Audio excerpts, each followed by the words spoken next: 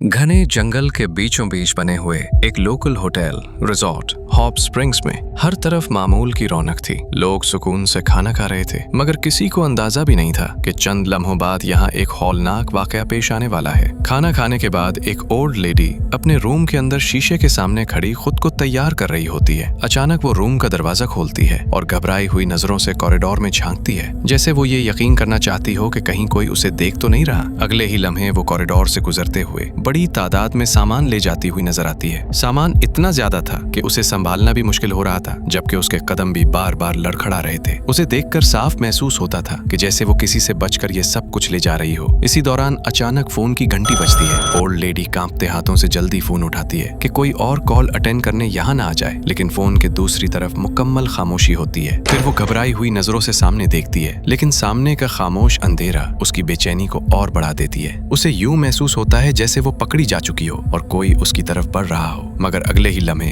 हवा को चीरती हुई एक तेज धार कुल्हाड़ी पूरी रफ्तार से उसकी तरफ लपकती है और सीधी ओल्ड लेडी को जा लगती है। कुल्हाड़ी के जोरदार वार से वो पीछे की तरफ उछलती हुई दीवार में जा धंस जाती है, जबकि उसके जिस्म से खून बहना शुरू हो जाता है। इसी दौरान एक आदमी जैक्सन आहिस्ता आहिस्ता उसके करीब आता है। उसके चेहरे पर न गुस्सा था न रहम, सिर्फ एक सर्द और खौफनाक खामोशी। फिर वो उसकी गर्दन को पूरी ताकत से मरोड़ देता है और एक ही झटके में उसकी जिंदगी का खात्मा कर देता है। ये मंजर देखकर ऐसा महसूस होता है जैसे उस औरत को आखिरकार अपने किसी पुराने गुनाह या छुपे हुए राज की सजा मिल गई हो। मगर असल सवाल ये था कि आखिर उसने ऐसा क्या किया था जिसकी कीमत उसे अपनी जान देकर चुकानी पड़ी।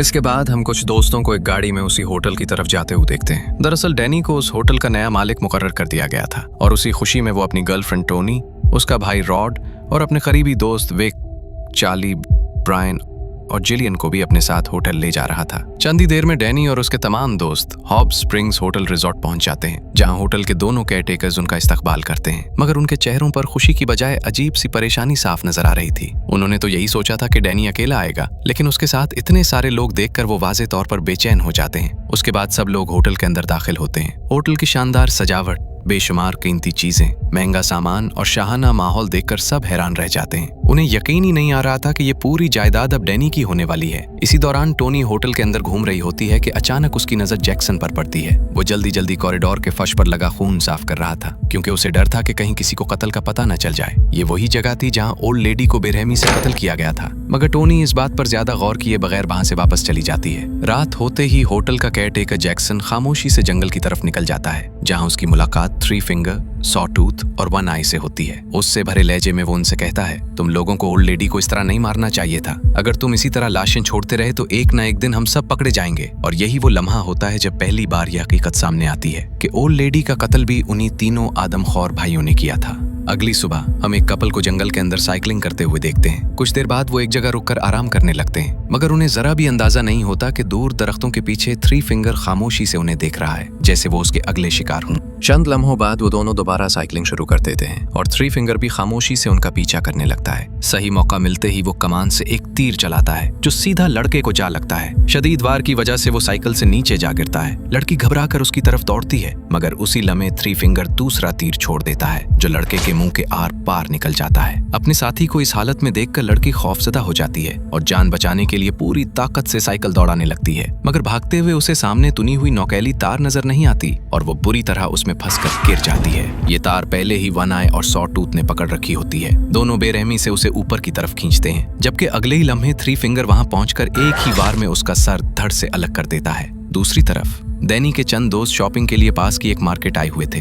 वहां उनकी नजर एक बड़े नोटिस बोर्ड पर पड़ती है, जिस पर उस इलाके से लापता होने वाले दर्जनों लोगों की तस्वीरें लगी हुई थीं। इसी दौरान लोकल शेरिफ भी वहां आता है और एक नई तस्वीर उस बोर्ड पर लगा देता है। ये तस्वीर किसी और की नहीं, बल्कि पिछली रात पुरअसरार तौर पर गायब होने वाली ओल्ड लेडी की होती है, जो असल में मार दी गई थी।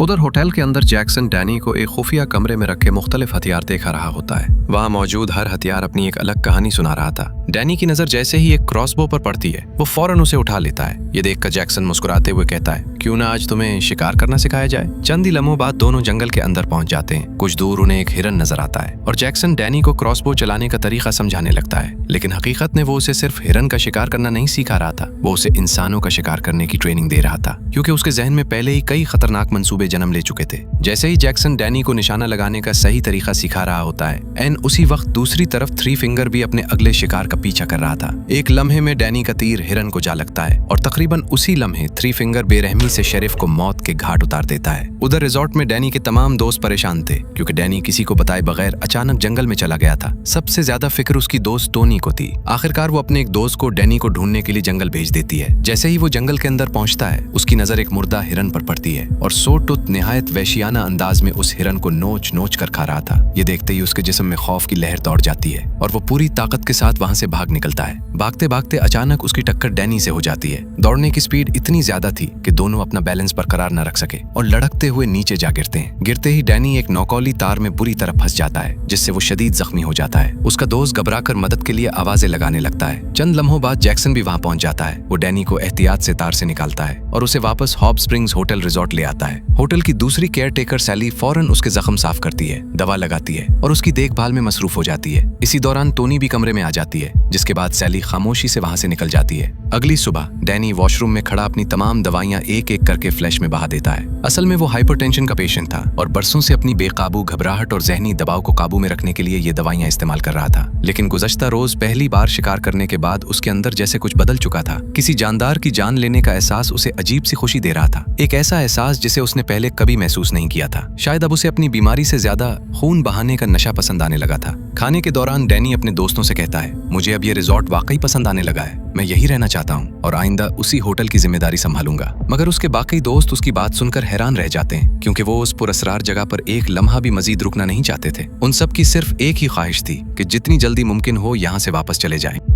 दूसरी तरफ डैनी के दोस्तों में से ब्रायन और जिलियन इंतहाई लालची थे। उन्हें मालूम था कि इस होटल में बेशुमार कीमती एंटीक्स और नायाब चीजें मौजूद हैं, इसलिए वो मौका मिलते ही उन्हें चुराने का प्लान बना लेते हैं। मजीद कीमती चीजों की तलाश में घूमते घूमते उनकी नजर एक खुफिया दरवाजे पर पड़ती है, जो सीधा होटल के बेसमेंट की तरफ खुलता था। तजस्सुस में वो दोनों नीचे उतर जाते हैं, मगर वहाँ उनके सामने एक हैरान कुन मंजर आता है। बेसमेंट के अंदर एक बहुत बड़ा और सदियों पुराना एंशिएंट स्पा बना हुआ था, जो बरसों से वीरान पड़ा था। वो अभी इस जगह का जायजा ही ले रहे होते हैं कि अचानक होटल की दूसरी साइड पर केयर टेकर सैली भी वहां पहुंच जाती है। लेकिन इससे पहले कि वो दोनों कुछ समझ पाते, अचानक थ्री फिंगर, सॉ टूथ और वन आई अंधेरे से निकल आते हैं। पलक झपकते ही वो लड़की पर टूट पड़ते हैं और इंतहाई बेरहमी से उसके हाथ और पांव जिस्म से अलग कर देते हैं। चंद ही लम्हों में वो दर्दनाक मौत का शिकार हो जाती है। इसके बाद तीनों भाई लड़के की तरफ बढ़ते हैं, मगर ऐन उसी वक्त सैली उन्हें रोक देती है। वो सर्द लहजे में कहती है, अब तुम लोग यहाँ से चले जाओ, बाकी काम मैं संभाल लूंगी। तीनों भाई वहाँ से वापस चले जाते हैं। इसके बाद सैली उस जख्मी लड़के को अपने रूम में ले जाती है। कुछ देर के बाद वो उसके चेहरे पर तकिया रखती है और चंद ही लम्हों में उसका दम घुटने लगता है। वो तड़पता रह जाता है और आखिरकार खामोशी से मर जाता है। दूसरी तरफ कैरेक्टर जैक्सन डैनी से कहता है कि अब वक्त आ गया है उसे अपनी असल फैमिली से मिलवाया जाए। डैनी बगैर किसी हिचकिचाहट के उसके साथ जाने पर राजी हो जाता है। दोनों केयर टेकर्स इसे जंगल के अंदर मौजूद एक छोटे से गांव में ले जाते हैं, जहां दर्जनों खौफनाक शक्लो सूरत वाले डिफॉर्म्ड लोग खामोशी से बैठे होते हैं। ये मंजर देखकर डैनी हैरान रह जाता है। तब जैक्सन और सैली उसे एक पुरस्रार दवा पिलाते हैं और फिर उसे डिफॉर्म्ड लोगों का फैमिली बैकग्राउंड की हकीकत बताना शुरू करते हैं। वो उसे बताते हैं कि ये तमाम डिफॉर्म्ड लोग खालिस नस्ल प्योर ब्लड से ताल्लुक नहीं रखते, क्योंकि उनके आबा व अजदाद दूसरी फैमिली से थे। फिर वो डैनी और सैली की तरफ इशारा करते हुए कहते हैं, तुम दोनों ही हमारी आखिरी प्योर ब्लड नस्ल हो। अगर तुम दोनों,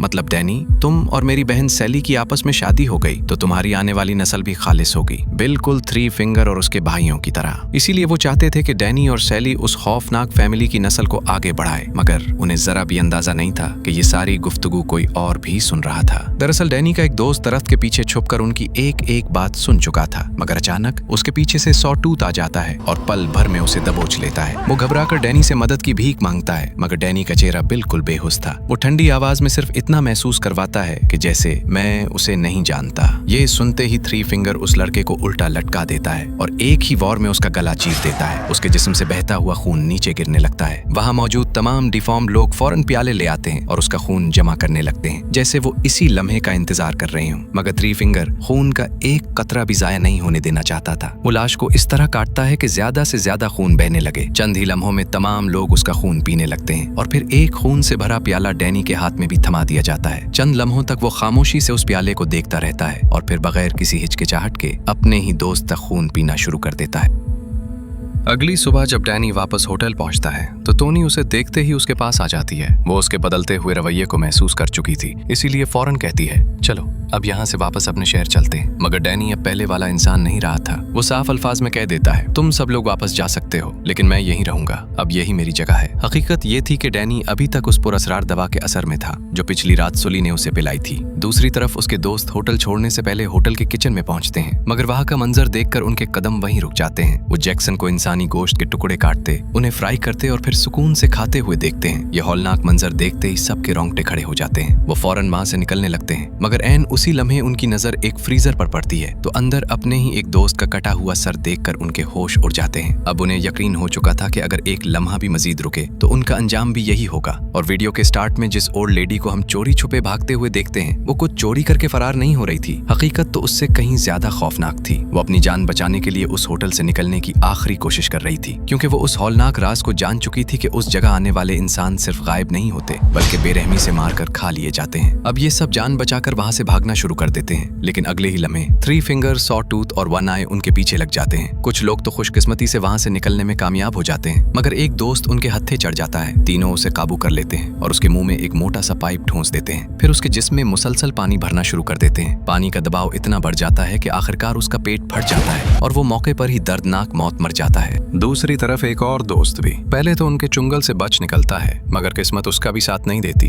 भागते हुए अचानक उसका पांव एक खतरनाक बेयर ट्रैप में फंस जाता है। शदीद दर्द की वजह से वो जमीन पर गिर पड़ता है। अब उसके लिए वहां से निकलना नामुमकिन हो चुका था। चंद ही लम्हों बाद थ्री फिंगर और उसके दोनों भाई वहां पहुंच जाते हैं। वो बेबसी से जान की भीख मांगता रहता है, मगर उन दरिंदों के दिल में जरा भी रहम नहीं था। अगले ही लम्हे वो उसके सर पर जानलेवा वार करते हैं और हमेशा के लिए उसकी कहानी खत्म कर देते हैं। दूसरी तरफ टोनी मुसलसल डैनी को ढूंढ रही होती है। आखिरकार वो एक गन उठाती है और उसे तलाश करते हुए उसी बेसमेंट सब तक पहुंच जाती है। वहां उसका सामना सैली से होता है और अगले ही लम्हे दोनों के दरमियान जानलेवा लड़ाई शुरू हो जाती है। काफी देर तक एक दूसरे का मुकाबला करने के बाद टोनी सैली का सर पानी में दबा देती है और मौका मिलते ही अपनी गन उठाकर उस पर फायर कर देती है। गोली चलते ही डैनी भी वहां पहुंच जाता है, मगर हैरानकुन बात यह थी कि वो सबसे पहले अपनी दोस्त टोनी से गन छीन लेता है। फिर सीधा जख्मी सैली के पास जाकर देखने लगता है कि वो अभी जिंदा है या मर चुकी। उसके बैक वो टोनी की तरफ देखकर सिर्फ इतना कहता है, यहाँ से चली जाओ अभी फौरन। टोनी जान बचाने के लिए वहां से भाग निकलती है, मगर होटल का दूसरा कैरीटेकर जैक्सन उसके पीछे लग जाता है। चंद लम्हों बाद दोनों के दरमियान खौफनाक लड़ाई शुरू हो जाती है, लेकिन इस बार किस्मत टोनी का साथ देती है। वो एक नौकेली चाबी उठाकर पूरी ताकत से जैक्सन की आंख में घोंप देती है। जैक्सन दर्द से चीखता है और चंद ही लम्हों बाद वो भी हमेशा के लिए खत्म हो जाता है। मगर टोनी अभी वहां से निकल भी नहीं पाती कि अचानक डैनी उसके सामने आ खड़ा होता है। उसके हाथ में गन थी और उस गन का रुख किसी और की तरफ नहीं बल्कि अपनी ही गर्लफ्रेंड टोनी की तरफ था। इसी लम्हे टोनी को एहसास हो जाता है कि डैनी अब मुकम्मल तौर पर बदल चुका है। वो उसे हर कीमत पर खामोश करना चाहता था, क्योंकि अब वो उसकी फैमिली का हर खौफनाक राज जान चुकी थी। अगले ही लम्हे थ्री फिंगर, सॉ टूथ और वन आई भी वहां पहुंच जाते हैं और यही डैनी को अपनी दोस्त और अपने खून के रिश्ते में से किसी एक को चुनना था।